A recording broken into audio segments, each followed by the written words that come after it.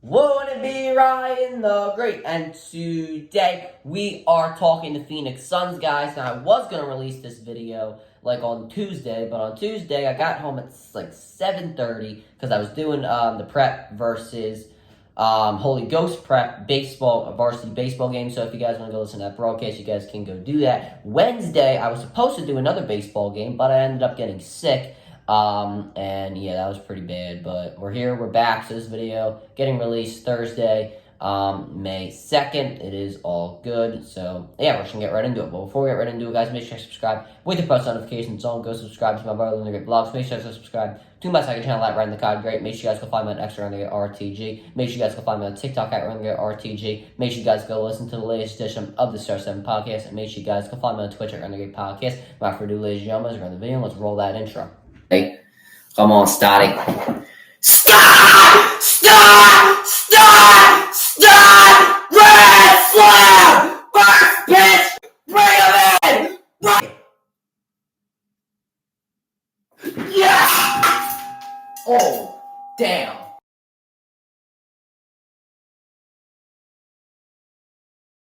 Alright, let's go in the video. So starting off, I just want to clear the air on something, because people have been saying, it wasn't a mistake for the Phoenix Suns trading for Kevin Durant, yada, yada, yada. First thing, I want to put this out there. It was not a mistake trading for Kevin Durant.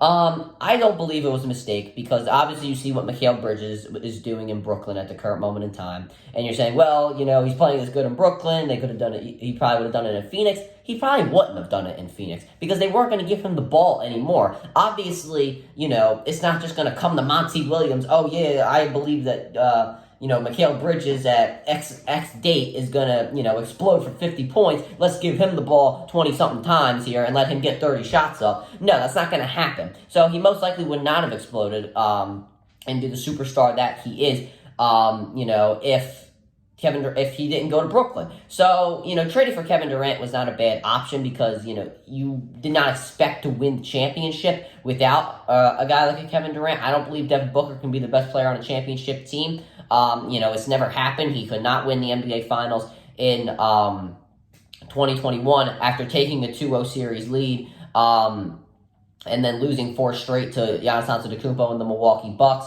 So yeah, I don't think he can be the best player on a championship team, but Kevin Durant can, and he has been. He's won 2 championships as the best player on a team with the Golden State Warriors that had Steph Curry, Klay Thompson, Draymond Green, amongst others. So yeah, I don't think it was a mistake trading for Kevin Durant. I think it was a good move. Well, obviously, they gave up a lot. They don't have draft picks until 2030, something like that. But it was not a mistake trading for him. Anyway, what do you do with your current roster if you are the Phoenix Suns? First thing, I'm just going to put it out there. Bradley Beal has to go. He cannot remain with this team.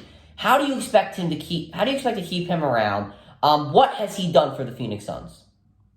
Has anybody talked about Bradley Beal this entire season? When was the last time we talked about Bradley Beal in a superstar manner? When he got traded? That was the last time I remember talking about him.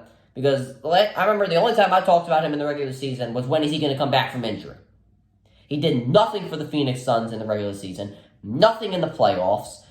And you expect him to be the point guard for this team and distribute the ball, averaging 4 points, averaging 4 assists throughout his entire career. You expect him to distribute the ball to Devin Booker and Kevin Durant? I don't see that happening. You know, you could say that he's had a really good career in the Washington Wizards and stuff like that. But the Wizards have been nothing since Wes Unseld. And some people don't even know who that is.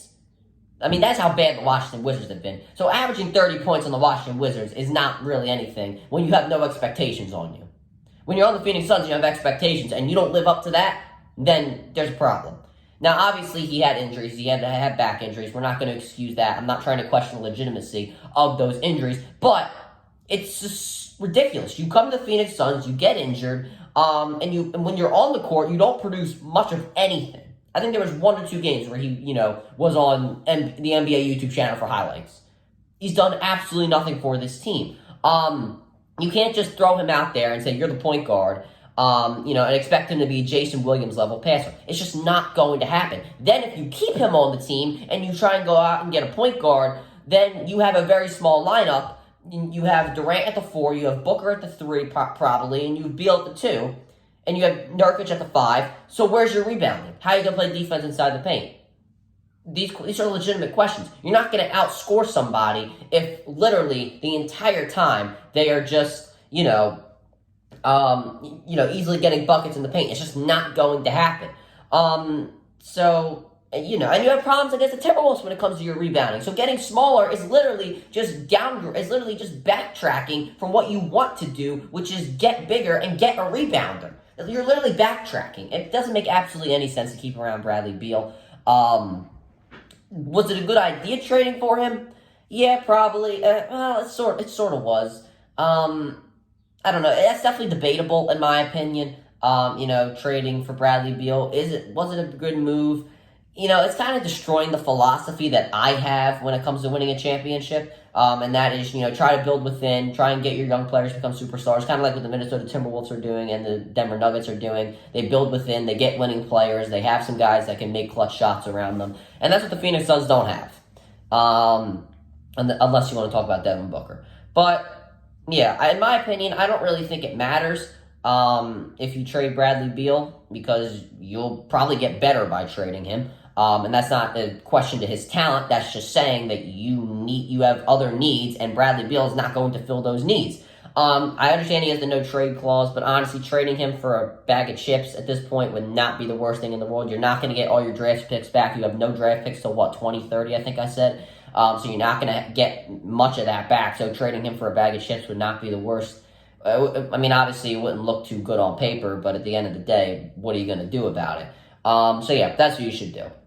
Now, what do the Phoenix Suns need to do other than Bradley Beal to improve their roster? Well, first thing, as I already said, they need to trade Beal, and then they need to sign Jusuf Nurkic. I understand he's not going to produce much offensively, but I believe he averaged a double-double in the regular season, 10 or at least 10 points and 10 rebounds. He's a half-decent rebounder. Was he a great rebounder against the Minnesota Timberwolves? No, but he was expected to do everything when it came to that, so you can't really blame him for that there. He's not going to produce much offensively, but defensively, you're going to need him because of the fact that you have to guard guys like Jokic, Karl Anthony Towns, Anthony Davis, guys that produce a lot offensively, so you're going to need his defensive presence. I think he fits the Phoenix Suns pretty well. I would re-sign him, but you need to go out and get another rebounder for your bench. I've always, a guy I really like and will continue to like if a team needs rebounding is Andre Drummond.